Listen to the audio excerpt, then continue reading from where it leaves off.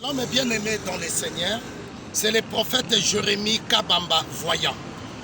Nalingi na yebisa mutu moko oyo alingi ayoka ngai papa mama moko na vi na yo kosalaka sambla te bisiko balingaka yo te.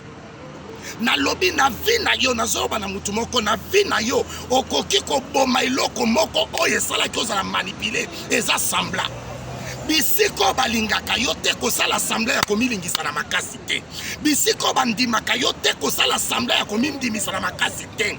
Omoni bolingwa mwasi na mobali ezaka lokwa réciproque. Soko olinginga na olinga yo, soko ndiminga na ondima yo, soko boyinga na osala assemblée te. Yo so boyinga na oboya yo. Na olinga na ebisa mutu moko a partir ya lelo na vi na yo boma kosala assemblée.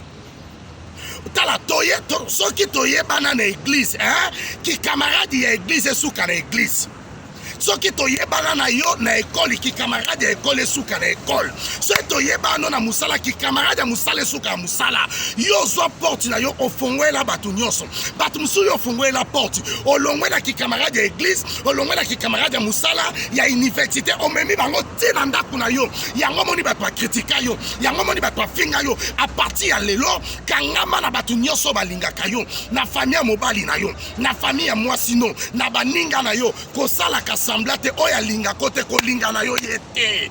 Nzambe kuta boya satana. Yesu boya satana. Asala samblate boya satana. Batu musu ifo boya bango. Basi musu ifo boya bango. Surtout baninga ya double face. Lelo bolie na ye, bolati na ye, bomelane lobe akotonga yo. A critiquer muninga bongo boya ye. Kosala kasamblate oya linga te ko linga ete. 081 375 27 94.